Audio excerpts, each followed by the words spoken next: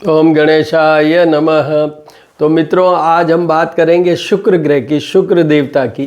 तो पहले उनको मना लेते हैं। हिमकुंदम नालाभम दैत्यानां परमं गुरु सर्वशास्त्र प्रवक्तारम भार्गवम प्रणमाम्यहम।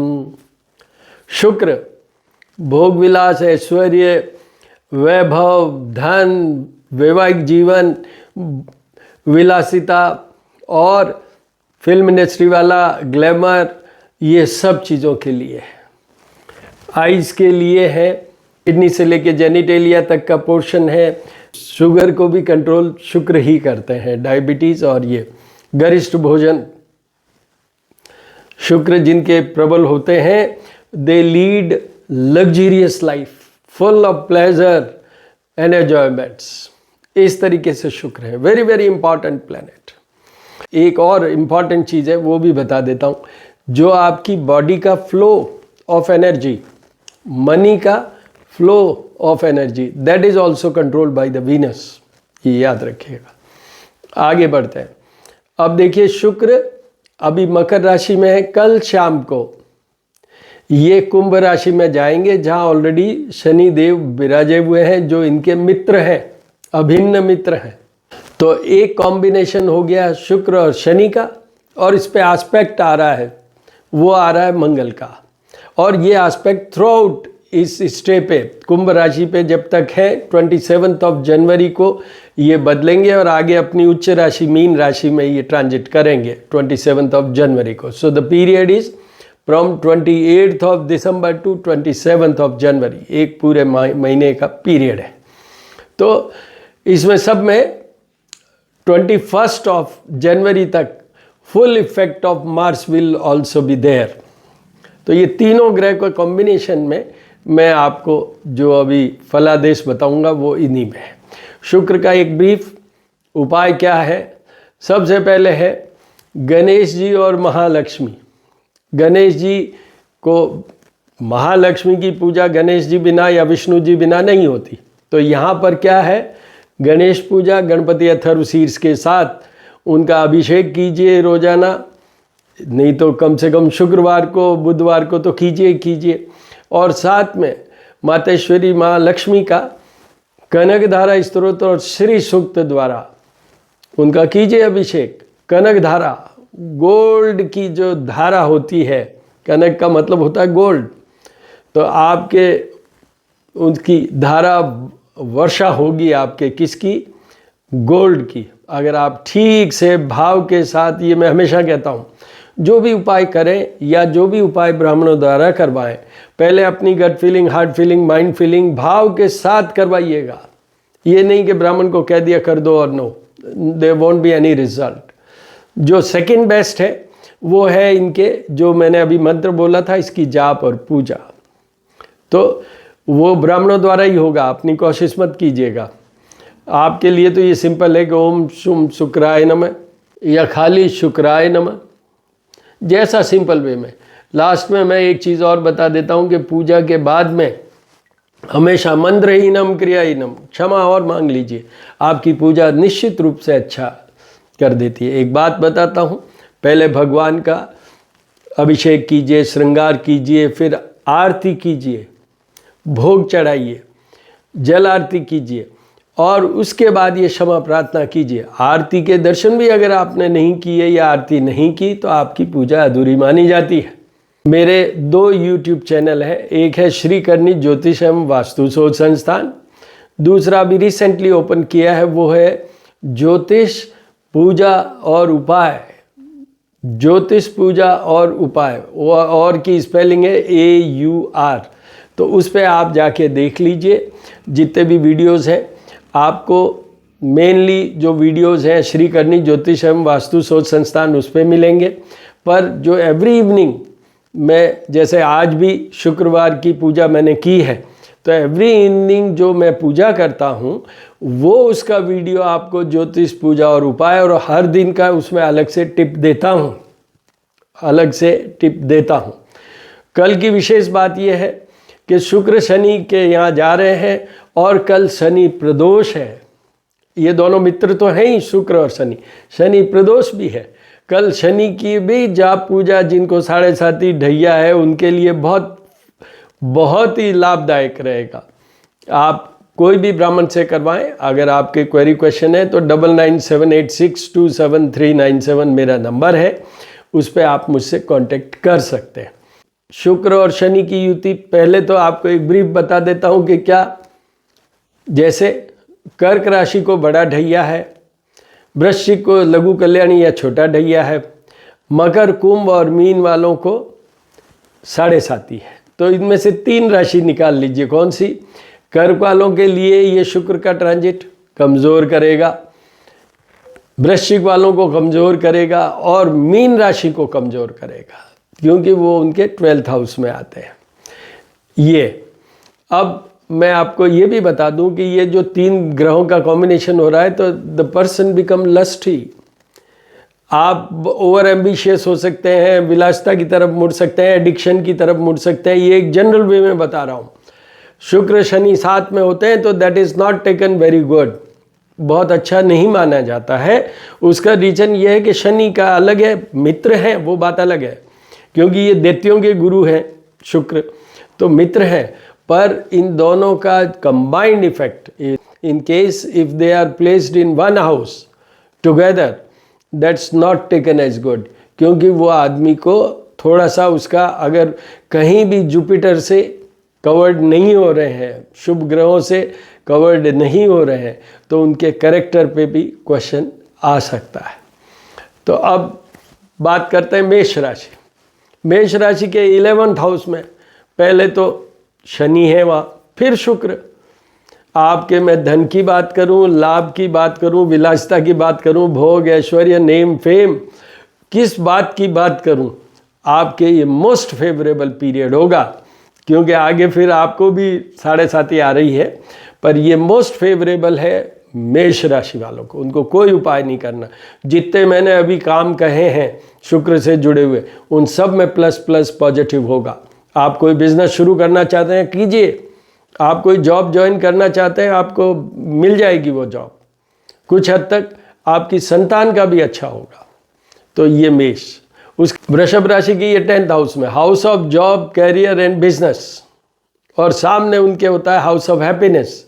तो वृषभ राशि के लिए भी ये जॉब के लिए, बिजनेस के लिए, कैरियर के लिए, आपके कोई लैंडेड प्रॉपर्टी परचेज करने के लिए, इन सब बातों के लिए मोस्ट फेवरेबल पोजीशन है अभी शुक्र की। आपकी लाइफ के एंजॉयमेंट्स के लिए you can avail the facilities from the government also, क्योंकि शनि जॉब का मालिक होता है। शनि और सूर्य अगर अच्छे नहीं हो तो आदमी को जॉब नहीं मिलती। ये बड़े बड़े पद पे जो बैठते हैं, शनि और सूर्य का दोनों का हाथ होता है। तो Shani is also one of the very important planet. मैंने अभी एक वीडियो अपलोड किया है जिसमें मैंने ये नौकरी से संबंधित बोला है, तो उसमें पहला सेंटेंस यही बोला है कि शनि और सूर्य अगर ठीक नहीं है तो उसको जॉब अच्छी नहीं मिलती, या बराबर छूटती रहती है फिर मिलती है। But if you want a continuous, तो वो, तो वृषभ राशि के लिए भी ये फेवरेबल पीरियड है, उनको भी कोई उपाय करने की बात नहीं है। उसके बाद आइए मिथुन राशि। मिथुन राशि की ये आएंगे 9th हाउस में। 9th हाउस में भी शुक्र तो बहुत अच्छे हैं, पर शनि इतने अच्छे नहीं होते, तो ये मिक्स सा रिजल्ट होगा। बट सर्टेनली सामने 3rd है तो आपका नेम फेम हो सकता है, कुछ जॉब वाइज अच्छा हो सकता है। There may be a change in your job in a better way, positive way, तो इसलिए उनको भी कोई उपाय नहीं करना। अब आते हैं कर्क राशि। कर्क राशि को पहला सेंटेंस, सारे उपाय करने हैं। श्री करनी ज्योतिष एवं वास्तु शोध संस्थान और ज्योतिष पूजा और उपाय दोनों चैनल्स पे जाके देखिए। शुक्र और रोग जहाँ लिखा हुआ है वीडियो पे अपलोडेड है, वो वहाँ पर आपको डिटेल्ड शुक्र के उपाय मिल जाएंगे, वो आपको पूरे करने हैं। अपने आप को संभालिएगा, कैरेक्टर को संभालिए, अपने आप को माइंड बैलेंस को संभालिए, एडिक्शन से बचिए, हस्बैंड वाइफ के बीच में कोई प्रॉब्लम नहीं हो वो देखिए, एक्स्ट्रा मैरिटल नहीं हो, इधर उधर आप भटकाव नहीं हो, ये सब चीज़ें अप्लाइड होती हैं। और शुक्र शनि है तो आपके खिलाफ कोई केसेस भी खड़े हो सकते हैं, आपकी इंसल्ट भी हो सकती है, बेइज्जती भी हो सकती है। कर्क राशि वालों को ये पीरियड बिल्कुल सोच समझ के चलना चाहिए, क्योंकि शुक्र, शनि और मंगल की दृष्टि, 3 planets in a different style they will be affecting you. उनका प्रभाव बिल्कुल अलग तरीके से आप पे आएगा। घबराने की कोई बात नहीं है, 1 महीने में शुक्र आगे बढ़ जाएंगे। और फिर तो आपको एक खुशखबरी दे दूं, 29 मार्च को आपके डहिया भी उतर जाएगा, शनि भी आगे बढ़ जाएंगे। तो कर्क वालों को सारे उपाय करने हैं। उसके बाद आइए सिंह राशि। सिंह राशि के ये 7th हाउस पार्टनर का घर, केंद्र स्थान, ये साथ में ये मारक स्थान भी है। तो उनको अपनी जॉब, कैरियर, बिजनेस के हिसाब से तो बेस्ट है। तो 2 ही पॉइंट पे देखना है। एक पॉइंट है उनकी हेल्थ, अगर वो मैरिड है तो उनकी वाइफ की हेल्थ या हस्बैंड की हेल्थ। दूसरा है उनके रिलेशनशिप, या आपके रिलेशनशिप इधर उधर अलग बन सकते हैं, या आपस में कुछ छोटा मोटा ऊपर नीचे हो सकता है। In case if you are married then go in a affair with somebody, love marriages होती है ऐसे पीरियड में, ऐसा भी हो सकता है। सिंह राशि वालों को भी सारे उपाय करने हैं, सिंह राशि वालों को भी सारे उपाय करने हैं। उसके बाद आइए कन्या राशि। कन्या राशि पे शुक्र नीच के होते हैं, तो वो शुक्र के और उनके, क्योंकि कन्या राशि के मालिक होते हैं बुध, और शुक्र है भोग विलास और बुध है नपुंसकता वाला प्लैनेट, तो इसलिए थोड़े डिफरेंट होंगे। यहाँ पर उनके 6th हाउस में होंगे। तो 6th हाउस में शुक्र, शनि और मंगल का एस्पेक्ट उनके कन्या राशि वालों के। तो कन्या राशि वालों को एक बात बता देता हूँ, उपाय कर लीजिए for your good health, for your good relationship health, मतलब आपकी अच्छी वैवाहिक जीवन की बात करें, या आपको ये बता दूं कि आपके जो भी कुछ रिलेशनशिप है उनकी बात करें अच्छी सी, तो उसके लिए कर लीजिए। और आप एक काम और कीजिए कि विशेष ये है, मैंने अभी कहा था उपायों में कि माँ लक्ष्मी की पूजा का विधान होता है मेन शुक्र का उपाय, पहले गणेश जी। तो आपको ये बता दूं, ड्यूरिंग दिस पीरियड आप गणेश जी की उपासना को थोड़ा बढ़ा दीजिएगा, जिससे कि आपका बुद्ध उसको केयर कर लेंगे, जिससे वो एडिक्शन वगैरह में नहीं जाए, आप कोई नई चीज़ें नहीं सीखें आप, which is not good for health as well as otherwise also. तो ये कन्या राशि। अब आइए तुला राशि। तुला राशि के ये आएंगे 5th हाउस में, house of output, performance, love life, संतान और स्पेशल सोर्स ऑफ मनी। आपको पैसा आ सकता है, आपकी जॉब लग सकती है, आप अगर स्टूडेंट है तो बहुत अच्छा आप स्कोर लेंगे, आपकी लव लाइफ बन सकती है अभी इस पीरियड में, और संतान का भी फायदा हो सकता है। ये सारी चीज़ें इसमें आपके लिए भी 90% फेवरेबल है। This is also good period for you. आपको भी कोई चीज़ की वो उपाय करने की ज़रूरत नहीं है। उसके बाद में आइए वृश्चिक राशि। वृश्चिक राशि के 4th हाउस में आएंगे, जहाँ शनि का छोटा लघु कल्याणी ढैया चल रहा है। उनको सारे उपाय करने हैं। शुक्र 4th में फिर भी ठीक है, पर 7 में शनि और मंगल की दृष्टि, तो ये 3 चीज़ों के कारण आपको सारे उपाय करने हैं शुक्र के। अपने आप को कंट्रोल में रखिए, आपकी मदर की हेल्थ देखिए, आपकी प्रॉपर्टीज़ का भी देखिए कि कहीं कोई फालतू के केसेस में नहीं उलझ जाए। अगर आप नया मकान ले रहे हैं या कोई प्रॉपर्टी ले रहे हैं तो थोड़े से पेपर्स को अच्छे से एग्जामिन करके लीजिएगा, आपको यहाँ एक ही फ़ायदा होगा। आपकी अगर जॉब नहीं है, आपके अगर जॉब में कुछ रेटिंग नहीं मिल रही है, तो यही पीरियड है कि जिसमें आपके मिल सकती है, बिकॉज 10th हाउस जो जॉब का घर है बिल्कुल सामने है। तो इसलिए वृश्चिक वालों का एक ही फ़ायदा है, पर उपाय सब करने हैं। उसके बाद आइए धनु राशि। धनु राशि की 3rd हाउस में आएंगे। तो देखिए, अच्छी ट्रैवल की बात करूं, लग्जरीज की बात करूं, नेम फेम की बात करूं, पोजीशन स्टेटस बढ़ने की बात करूं, इन सब में फ़ायदा है। एक चीज़ ध्यान रखिएगा, keep your self balanced, keep your self under control.